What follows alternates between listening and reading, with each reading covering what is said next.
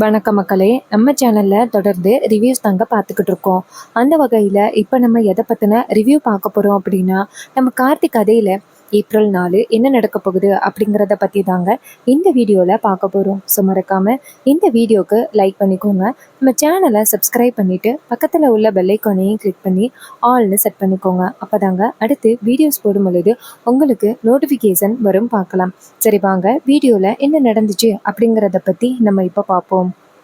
நம்ம கார்த்தி வந்துட்டு நேராக ரேவதி கிட்ட போயிட்டு, இங்கே பாருங்க, இந்த சாந்தி முகூர்த்த ஏற்பாடு எனக்கு கொஞ்சம் கூட விருப்பமே இல்லை. உங்கள் அம்மா தான் இந்த ஏற்பாடுகளை பண்ணுறாங்க. இதை கேட்டதும் ரேவதி நேராக ராஜாவை பார்த்து, இங்கே பாரு டிரைவர் ராஜா, நீ இந்த வீட்டுக்கு சாதாரண ஒரு வேலைக்காரன் தான், அதை ஞாபகம் வச்சுக்கோ. எங்கள் அம்மா கிட்ட நீ அப்படி பேசுறதுனால உன்னை நான் என்றைக்குமே மன்னிச்சு ஏற்றுப்பேன் அப்படின்னு நீ கனவுல கூட நினைக்காத. நீ எப்படியெல்லாம் கொடூரமான திட்டம் போட்டு இந்த வீட்டுக்குள்ளே வந்த அப்படிங்கிறது எனக்கு நல்லாவே தெரியும். அதனால என்னைக்கு நான் உன்னை மன்னிக்கவே மாட்டேன். ஞாபகத்தில் வச்சுக்கோ டிரைவர் ராஜா, இந்த வீட்டில் நீ சாதாரண ஒரு டிரைவர் தான். டிரைவர்னா என்ன, வேலைக்காரன் தான். ஞாபகம் வச்சுக்கோ, எப்பயுமே நீ என் புருஷனே கிடையாது. இதை கேட்டதும் கார்த்தி சொல்கிறாரு, இங்கே பாருங்க ரேவதி, நடந்த கல்யாணத்தில் நீங்கள் ரொம்ப கோவத்தில் இருக்கீங்க அப்படிங்கிறது என்னால் புரிஞ்சிக்க முடியுது. ஆனால் உங்களை கல்யாணம் பண்ணணும் அப்படிங்கிற நோக்கம் எனக்கு துளி அளவு கூட இல்லை. அப்படி நீங்கள் நினச்சிக்கிட்டு இருந்தீங்கன்னா தயவு செஞ்சு அதை மறந்துடுங்க. இந்த கல்யாணமே உங்கள் அம்மாவோட கௌரவத்துக்காக மட்டும்தான். உங்களோட கழுத்தில் தாலி கட்டினே தவிர்த்து எனக்கு உங்கள் கூட சேர்ந்து வாழணும் அப்படிங்கிற ஆசையெல்லாம் எதுவுமே கிடையாது. உங்கள் அம்மாவோட கௌரவத்துக்காக மட்டும்தான் நான் உங்கள் கழுத்தில் தாலி கட்டினேன். இப்போ கூட உங்கள் அம்மா இந்த சாந்தி முகூர்த்த ஏற்பாடு பண்ணுறது கூட எனக்கு கொஞ்சம் கூட விருப்பமே இல்லை. ஆனால் எல்லாத்துக்கும் நான் ஏன் சரின்னு சொல்லிக்கிட்டு இருக்கேன்னா, உங்கள் அம்மாவுக்கு நான் மரியாதை கொடுக்குறேன், அதனால மட்டும்தான் நான் சரின்னு சொல்கிறேன்.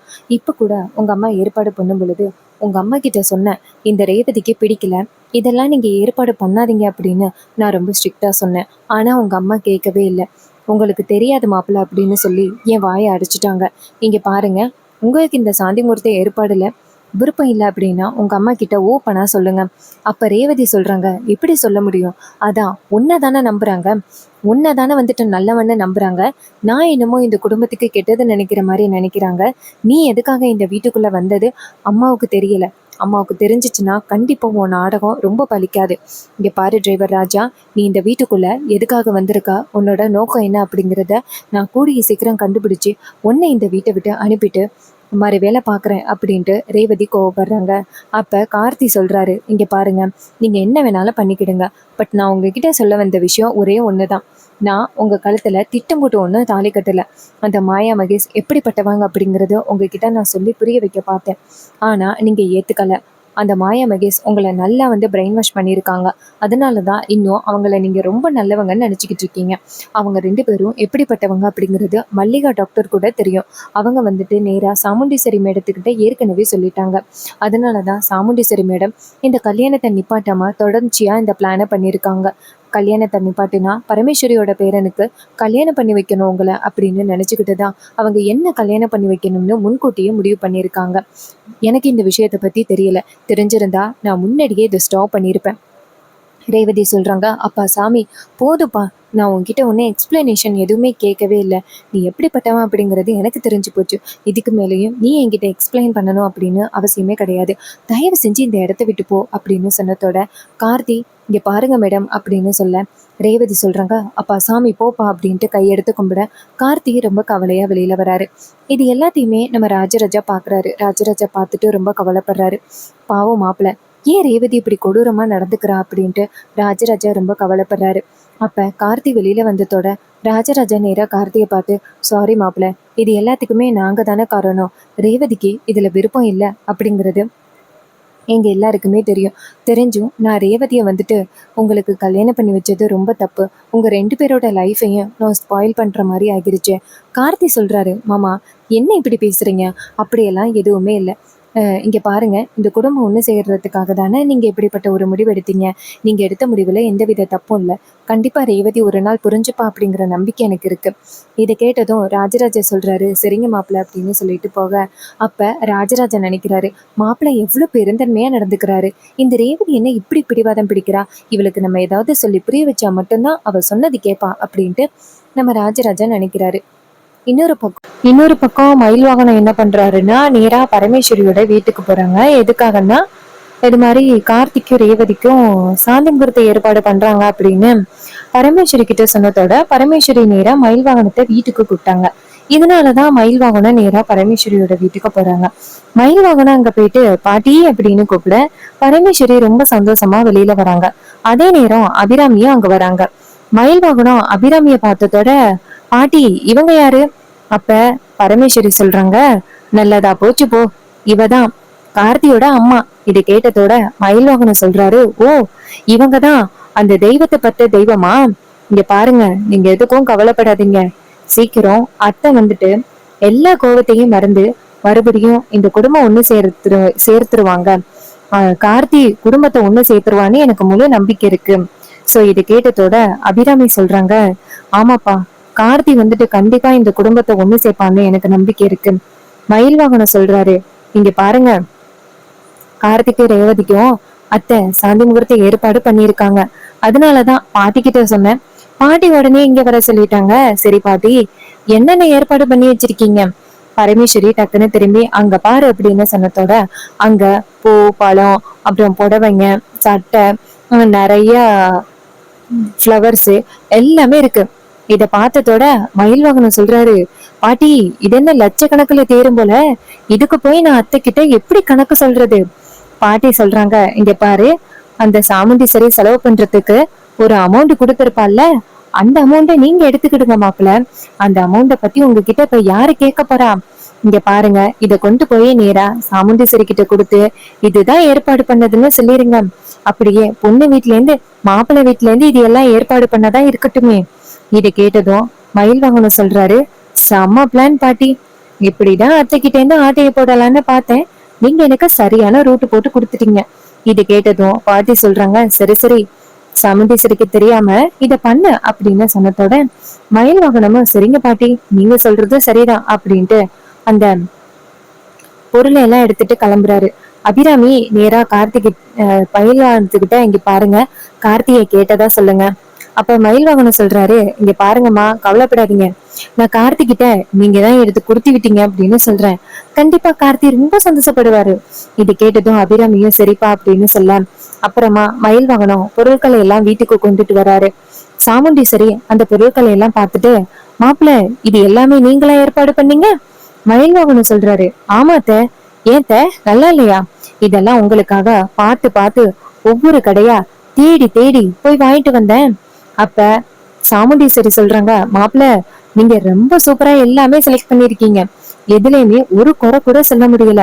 அந்த அளவுக்கு எல்லாமே அருமையா சூஸ் பண்ணிருக்கீங்க. இத்தனை நாளும் நீங்க வெட்டு வெட்டு நினைச்சுக்கிட்டு இருந்தேன்.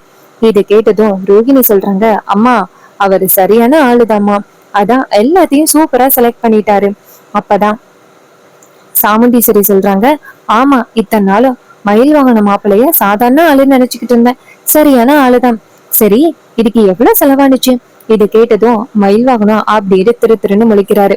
அப்ப ராஜராஜா சொல்றாரு, மாப்பிள்ள அதான் என்கிட்ட சொன்னீங்களே ஏதோ 2 லட்சம் ரூபான்னு.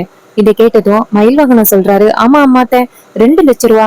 அப்ப சாமுண்டீஸ்வரி சொல்றாங்க, சரிங்க மாப்பிள்ள, நான் சொன்னதை விட ரொம்ப கம்மியாவே செலவு பண்ணிருக்கீங்க, பரவாயில்லையே. சரி, நீங்க ரொம்ப சூப்பரா வந்துட்டு எல்லாமே செலக்ட் பண்ணதுனால உங்களுக்கு இன்னும் கூடுதலா 1 லட்சம் ரூபாய் பணம் தரேன் அப்படின்னு சொன்னதோட மயில் வாகனத்துக்கு சந்தோஷம் தாங்க முடியல. அப்பதான் ராஜராஜா சொல்றாரு, இங்க பாரு சாமுண்டீஸ்வரி, மாப்பிள்ளைக்கு அதிகமா காசு கொடுத்து கெடுத்துறாத. இது கேட்டதும் மயில் வாகனம் மறுக்கிறாரு, யோ மாமா, நான் உனக்கு என்னையா செஞ்சேன்? அப்ப சாமுண்டீஸ்வரி சிரிக்கிறாங்க, சரி சரி, இங்க பாருங்க மாப்பிள்ள, இது எல்லாத்தையுமே ரூமுக்குள்ள கொண்டு போய் வச்சு ரெடி பண்ணுங்க. அப்ப மயில் வாகனம் சொல்றாரு, சரிங்க அத்தை அப்படின்ட்டு நேரா அந்த ரூமுக்குள்ள போயிட்டு எல்லாத்தையுமே ஏற்பாடு பண்றாரு. அப்ப சாமுண்டீஸ்வரி நேரா ரேவதியை கூப்பிடுறாங்க. ரேவதி அந்த இடத்துக்கு வந்ததோட ரோகிணியும் கூப்பிடுறாங்க. ரோகிணி அந்த இடத்துக்கு வர சாமுண்டீஸ்வரி ரேவதி கிட்ட அந்த புடவையை கொடுத்து, இங்க பாரு, இந்த புடவையை கட்டிக்கிட்டு வா அப்படின்னு சொல்ல ரேவதி சொல்றாங்க, அம்மா எனக்கு இத கொஞ்சம் கூட உடன்பாடே இல்லை. நீங்க தேவையில்லாம இன்னும் ரொம்ப தொந்தரவு பண்றீங்க. அதுக்கு சாமுண்டீஸ்வரி சொல்றாங்க, இங்க பாரு, இது எல்லாமே உன் நல்லத்துக்காக தான். இன்னமும் நான் உனக்கு ஏதோ பிடிக்காத வாழ்க்கையை அமைச்சு கொடுத்த மாதிரி இப்படி முரண்டு பிடிச்சுக்கிட்டு தெரியற, நீ நல்லா இருக்கணும் அப்படிங்கறதுக்காக தானே இதெல்லாம் பண்ணிக்கிட்டு இருக்கேன். இங்க பாரு ரேவதி, தயவு செஞ்சு என் மனசை ரொம்ப புண்படுத்தாம இதுக்கு ஒத்துக்கோ. அப்ப ரேவதி சொல்றாங்க, அம்மா நீங்க ரொம்ப கொடுமைப்படுத்துறீங்க. எனக்கு இதுல கொஞ்சம் கூட விருப்பமே இல்ல. இவன் முகத்துல முழிக்கவே எனக்கு ஒரு விருப்பம் இல்ல அப்படின்ட்டு கார்த்தியை அடுக்கடுக்கா அவமானப்படுத்த இது கேட்டதோட ராஜராஜா ரொம்ப கோவப்பட்டுட்டாரு. ரேவதி நிறுத்து. அப்ப ரேவதி அவங்க அப்பாவை பார்த்துட்டு, அப்பா கடைசியில நீங்களும் வந்துட்டு என்ன ரொம்ப கோவமா திட்ட ஆரம்பிச்சிட்டீங்களா அப்படின்னு. அப்ப ராஜராஜா நேரா ரேவதியை பிடிச்சு இழுத்துட்டு போறாரு. வா இங்க அப்படின்ட்டு போயிட்டு இழுத்துட்டு போக, அப்ப ரேவதி கேக்குறாங்க, அப்பா என்னப்பா நீங்க தான் இந்த வீட்டுல எனக்கு ரொம்ப ஆதரவா இருந்தீங்க. கடைசியில நீங்களும் எனக்கு இப்படி ஆப்போசிட்டா பேசுவீங்க அப்படின்னு நான் எதிர்பார்க்கவே இல்லை. அப்படி என்னதாப்பா அந்த டிரைவர் ராஜா உங்களுக்கு கொடுத்தான்? அவன் இந்த வீட்டுல நம்மள எல்லாரையுமே ஏமாத்திக்கிட்டு இருக்கான். என் வாழ்க்கையே அவனால போச்சு. ராஜராஜா சொல்றாரு, இப்படியே புலம்பிக்கிட்டு என்ன பண்ண போற? உன் லைஃப நீயே ஸ்பாயில் பண்ணிக்க போறியா? அந்த மாதிரி ஒருத்தங்க கிடைச்சதுக்கு நீ ரொம்ப கொடுத்து வச்சிருக்கணும். அவன் எப்பேற்பட்ட ஆளு தெரியுமா? அப்ப ரேவதி சொல்றாங்க, எப்பேற்பட்ட ஆளா? எனக்கா தெரியாது. அவன் சரியான திருடன், நம்பிக்கை துரோகி. அப்ப ராஜராஜா சொல்றாரு, ஒரு வாரத்தை இனிமே மாப்பிள்ளைய பத்தி ஏதாவது சொன்ன அடிச்சிருவேன் அப்படின்னு கையவங்க. அப்ப ரேவதி சொல்றாங்க, அப்பா கடைசியில அவனுக்காக என்ன அடிக்கிறதுக்கு கூட வந்துட்டீங்கல்ல. ராஜராஜா சொல்றாரு, இங்க பாருமா, நான் உன்கிட்ட மறுபடியும் சொல்றேன், அவர் ரொம்ப நல்லவருமா, சொல்றது கேளு. அப்ப ரேவதி சொல்றாங்க, அப்பா போதும் நிப்பாட்டுங்க, இதுக்கு மேல அவரை பத்தி என்கிட்ட பேசாதீங்க. அப்ப ராஜராஜா சொல்றாரு, இங்க பாரு, இதுக்கு மேலேயும் உன்கிட்ட உண்மையை மறைச்சு எந்தவித பிரயோஜனமுமே இல்லை அப்படின்னு தெரிஞ்சு போச்சு. அதனால உன்கிட்ட நான் இப்பயே உண்மையை சொல்றேன். இங்க பாரு, நீ நினைக்கிற மாதிரி அந்த ராஜா ஒன்னும் கெட்டவன் கிடையாது. சொல்ல போனா அவன் பேரு ராஜாவே கிடையாது. இதை கேட்டதும் ரேவதிக்கு அதிர்ச்சி. என்னப்பா சொல்றீங்க? அவரு பேரு ராஜா இல்லையா?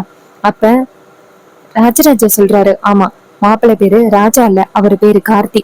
இதை கேட்டதும் ரேவதிக்கு ரொம்ப அதிர்ச்சி. என்னப்பா சொல்றீங்க? அவரு பேரு கார்த்தியா? கார்த்தி அப்படிங்கிற பேரு நான் எங்கேயோ கேள்விப்பட்டது மாதிரியே இருக்கேன். ராஜராஜா சொல்றாரு, கேள்விப்பட்டு இருக்க மாட்டியா பின்ன? ஏன்னா அது என் தங்கச்சியோட பையன் கார்த்தியோட பேரு இல்ல, பரமேஸ்வரியோட, என் அம்மாவோட பேரன்ல. இது கேட்டதும் ரேவதிக்கு ரொம்ப அதிர்ச்சி. அப்பா என்னப்பா இவ்வளவு பெரிய ஷாக்கிங்கான விஷயத்த சொல்றீங்க? கார்த்தின்னு சொல்றீங்க, அவர் எதுக்கு இங்க டிரைவரா வேலை பார்த்துக்கிட்டு இருக்காரு? அப்ப ராஜராஜா சொல்றாரு, எதுக்காக? குடும்பத்தை ஒண்ணு சேர்க்கணும் அப்படின்னு ஒரே ஒரு குறிக்கோளுக்காக 5000 கோடிக்கு சொத்துக்கான அதிபதியா இருக்க கார்த்தி இங்க வந்து வேலைக்காரனா வேலை பார்த்துக்கிட்டு இருக்கான். சொன்ன வேலையை கேட்டுக்கிட்டு இருக்கான். இது கேட்டதும் ரேவதிக்கு ரொம்ப அதிர்ச்சி. அப்பா நீங்க என்ன ஏமாத்துறதுக்காக அந்த டிரைவர் ராஜா கூட சேர்ந்து வாழ்றதுக்காக இப்படி ஒரு பொய்ய சொல்றீங்க, நான் நம்ப மாட்டேன். ராஜராஜா சொல்றாரு, நம்ப மாட்டேன் அப்படின்னா நான் இப்பவே என் அம்மாவுக்கு போன் பண்றேன் பாரு அப்படின்ட்டு நேரா பரமேஸ்வரிக்கு போன் பண்றாங்க. பரமேஸ்வரி போன் அட்டன் பண்ணி, ராஜராஜா கார்த்திக்கு ரேவதிக்கும் சாந்தி முகூர்த்தமாம்ல, எல்லா ஏற்பாடுகளையும் மயில் வாகனம் பண்ணிட்டாரா? நான் தான் பொருள் எல்லாம் கொடுத்து விட்டேன். இதை கேட்டதும் மயில் வாகனம் சொல்றாரு, ராஜராஜா சொல்றாரு, அம்மா ரேவதி உங்ககிட்ட பேசணுமா அப்படின்னு சொன்னதோட பரமேஸ்வரி கேக்குறாங்க, பேத்திக்கிட்டயா கொடுப்பா? அப்ப ரேவதி கேக்குறாங்க, பாட்டி எப்படி பாட்டி இருக்கீங்க? பரமேஸ்வரி சொல்றாங்க, இங்க பாருமா, நான் ரொம்ப சந்தோஷமா இருக்கம்மா. ரேவதி கேக்குறாங்க, பாட்டி உங்க பேரனை என்னால கல்யாணம் பண்ணிக்க முடியலேன்னு வருத்தமா இருப்பீங்கன்னு நினைச்சேன். பரமேஸ்வரி சொல்றாங்க, ஏமா நான் வருத்தப்படணும்? நான் நினைச்ச மாதிரிதாம்மா நடந்திருக்கு. அப்ப ரேவதி கேக்குறாங்க, என்ன பாட்டி சொல்றீங்க? நீங்க நினைச்ச மாதிரி என்ன நடந்துச்சு? அதான் நீங்க நினைச்ச மாதிரி உங்க பேரனுக்கும் எனக்கும் கல்யாணம் நடக்கலையே. பரமேஸ்வரி சொல்றாங்க, யாரு சொன்னது நடக்கல அப்படின்னு? என் பேரனை தான் நீ கல்யாணம் பண்ணிருக்க. இது கேட்டதும் ரேவதிக்கு ரொம்ப அதிர்ச்சி. என்ன பாட்டி சொல்றீங்க? அப்ப பாட்டி சொல்றாங்க, ஆமாம்மா, நீ இப்ப கல்யாணம் பண்ணிருக்கிறது என் பேரன் கார்த்தி, பல கோடி சொத்துக்கான அதிபதி. இந்த குடும்பத்தை ஒண்ணு சேர்க்கணும் அப்படிங்கறதுக்காக வந்தான். சூழ்நிலையால உன் கழுத்துல தாலி கட்டுற மாதிரி ஆகிருச்சு. நீ சொல்லுமா, அவன் உன்னை கல்யாணம் பண்ணணும் அப்படிங்கறதுக்காக இப்படி திட்டம் போடுவானா? உன் சொத்தையெல்லாம் அபகரிக்கணும் அப்படிங்கறதுக்காக இந்த மாதிரி திட்டம் போடுவானா? சொல்லு, அவன் இப்படி பண்ணுவானா? அவ்வளவு கோடி சொத்துக்கான அதிபதி அவன் போய் ஏமா இப்படி பண்ணணும்? இது கேட்டதோட ரேவதிக்கு ரொம்ப அதிர்ச்சி ஆகுது. ரேவதி கேக்குறாங்க, பாட்டி ஏன் பாட்டி இந்த விஷயத்த பத்தி என்கிட்ட நீங்க முன்னாடியே சொல்லல? பாட்டி சொல்றாங்க, இங்க பாருமா, நேரம் வரட்டும் அப்படின்னு கார்த்தி தான் சொல்ல வேணாம் அப்படின்னு சொல்லிட்டான். இப்ப நீ கார்த்திய பத்தி ரொம்ப தவறா நினைச்சுக்கிட்டு இருக்கிறத பாத்துட்டு எங்களால இதுக்கு மேலே உன்கிட்ட சொல்லாம இருக்க முடியல, அதாமா சொல்லிட்டோம். இத பத்தி கார்த்திகிட்ட சொல்லிடாத, கார்த்தி கோவப்படுவான். அப்ப ரேவதி சொல்றாங்க, பாட்டி அவ்வளவு கூட சொத்துக்கான அதிபதி அவங்களோட அம்மா சாதாரண புடவையை கட்டிக்கிட்டு வந்திருந்தாங்க, அவங்க யாரு? பரமேஸ்வரி சொல்றாங்க, அவதாம்மா என் பொண்ணு அபிராமி. இந்த பாருங்க, உங்களை பார்க்கணும் அப்படிங்கறதுக்காக சாதாரணமா ஒரு ஏழை வேஷம் போட்டுக்கிட்டு வந்திருக்கா. அப்ப ரேவதி சொல்றாங்க, பாட்டி, அப்ப இந்த குடும்பத்தை ஒண்ணு சேர்க்கறதுக்காக தான் இந்த கார்த்தி இந்த வீட்டுக்குள்ள வந்திருக்காரா? பரமேஸ்வரி சொல்றாங்க, ஆமாமா, இந்த குடும்பத்தை ஒண்ணு சேர்க்கணும் அப்படிங்கிற ஒரே காரணத்துக்காக தான் அவன் இந்த வீட்டுக்குள்ள வந்தான். அவன் மேல எந்த தப்பும் இல்லம்மா, அவன் மேல இன்னும் கோவப்படாத. இது கேட்டதோட ரேவதி சொல்றாங்க, பாட்டி, இந்த விஷயத்த பத்தி நீங்க என்கிட்ட முன்னாடியே சொல்லியிருக்கலாம்ல. கார்த்திகை நான் எந்த அளவுக்கு புண் பண்ற மாதிரி பேசிட்டேன் தெரியுமா? அதுக்கு பரமேஸ்வரி சொல்றாங்க, இங்க பாரு, கார்த்தி அதை பத்தி எல்லாம் நினைக்கவே மாட்டான். அவன் கண்டிப்பா உன்னை மன்னிச்சு ஏத்துப்பான். நீ எதுக்கும் கவலைப்படாத. இதை கேட்டதோட ரேவதியும் சரி பாட்டி அப்படின்னு சொல்லிட்டு போனை கட் பண்ணான். ராஜராஜா கேக்குறாரு, ரேவதி, இப்பயாவது உன் குழப்பம் தீந்துச்சா? அப்ப ரேவதி சொல்றாங்க, அப்பா, அவ்வளவு ஒரு சொத்துக்கான அதிபதி அவர் எதுக்கு இங்க வந்துட்டு வேலைக்காரனா இருக்கணும்? எனக்கு ரொம்ப கவலையா இருக்குப்பா அவரை நினைச்சு பார்த்தா. அப்ப ராஜராஜா சொல்றாரு, இங்க பாருமா, அவரு ஒண்ணும் உன்னை கல்யாணம் பண்ணணும், இந்த சொத்தையெல்லாம் எடுத்துக்கணும் அப்படிங்கிறதுக்காக ஒண்ணும் இந்த வீட்டுக்குள்ள இல்ல. அவரோட நோக்கம் என்ன தெரியுமா? இந்த குடும்பம் ஒண்ணு சேரணும் அப்படிங்கிறதுக்காக மட்டும்தான் அவர் இந்த வீட்டுக்குள்ள வந்துட்டாரு. மத்தபடி ஒன்ன கல்யாணம் பண்ணணும் அப்படின்னு நினைச்சு அவர் இந்த வீட்டுக்குள்ள வரல. இப்போதைக்கு அவருக்கு ஒரே ஒரு விஷயம்தான் மனசு உறுத்தலா இருக்கு. சாமுண்டீஸ்வரிக்கு மட்டும் ஒருவேளை உண்மை தெரிஞ்சிச்சுன்னா அவ என்ன நினைப்பா, தன்னை நம்பிக்கை துரோகியா நினைப்பா அப்படின்னு நினைச்சுதான் மாப்பிள்ளை ரொம்ப கவலைப்படுறாங்க. அவரை எப்படி எனக்கு தேத்துறதுன்னே தெரியல. சோ இது கேட்டதோட ரேவதி சொல்றாங்க, அப்பா, அதையெல்லாம் நான் பாத்துக்கிறேன், நீங்க இனிமே படாதீங்க. நான் கார்த்திகோட சேர்ந்து சந்தோஷமா வாழ்றேன். அப்பதான் அம்மா சீக்கிரம் வந்துட்டு இந்த குடும்பம் ஒண்ணு சேரணும் அப்படின்னு நினைப்பாங்க. நாங்க பாத்துக்கிறோம்ப்பா அப்படின்னு சொன்னதோட ராஜராஜாவுக்கு ரொம்ப சந்தோஷம். இன்னொரு பக்கம் பரமேஸ்வரி அபிராமிய பார்த்து, அபிராமி, நாச்சியா, ரேவதி கிட்ட உண்மையை சொல்லிட்டேன். ரேவதி கார்த்தியை ஏத்துக்கிறேன்னு சொல்லிட்டா. இனிமே நம்ம வீட்டுல எந்தவித பிரச்சனையும் இல்லை. அவங்க 2 பேரும் சேர்ந்து சந்தோஷமா வாழ ஆரம்பிச்சுட்டாங்க அப்படின்னா சாமுண்டீஸ்வரியால கண்டிப்பா அவங்கள பிரிக்க முடியாது. அந்த கடவுளே வந்து நினைச்சாலும் நம்ம குடும்பம் ஒண்ணு சேர்ந்துட்டு அப்படின்னு சொன்னதோட அபிராமி ரொம்ப சந்தோஷப்படுறாங்க. ஒரு வழியா தீபா வந்துட்டு கார்த்திகிட்ட வாக்கு வாங்கிட்டு போனா, சத்தியம் வாங்கிட்டு போனா, இது மாதிரி சீக்கிரம் வந்துட்டு கல்யாணம் நடக்கணும் அப்படின்னு. அதே மாதிரி சீக்கிரம் கல்யாணம் நடந்துருச்சு அப்படின்ட்டு ரொம்ப சந்தோஷப்படுறாங்க. சோ இன்னொரு பக்கம் சாமுண்டீஸ்வரிக்கு இந்த விஷயத்த பத்தி எதுவுமே தெரியாது. அந்த ராஜா தான் கார்த்தி அப்படிங்கிறது தெரியாது. ராஜராஜா, மயில் வாங்கணும் எல்லாருமே சேர்ந்து இந்த மாதிரி திட்டம் போட்டிருக்காங்க அப்படின்னு எதுவுமே தெரியாது. இதெல்லாம் ஒரு நாள் நம்ம சாமுண்டீஸ்வரிக்கு தெரிய வரும். அப்ப தெரிய வந்துச்சுன்னா அவங்க எப்படி பிஹேவ் பண்ணுவாங்க? கார்த்தியை வீட்டு விட்டு துறைச்சி நீ ஒரு நம்பிக்கை துரோகி அப்படின்னு சொல்லுவாங்களா? இல்ல கார்த்தியோட குணத்தை பார்த்து கார்த்திகை மருமகனா ஏத்துப்பாங்களா? ரேவதிக்கு ஒருவேளை உண்மை தெரிஞ்சிச்சுன்னா ரேவதி எப்படி பிஹேவ் பண்ணுவாங்க? இதை எப்படி வந்து கார்த்திகை சமாளிக்க போறாரு?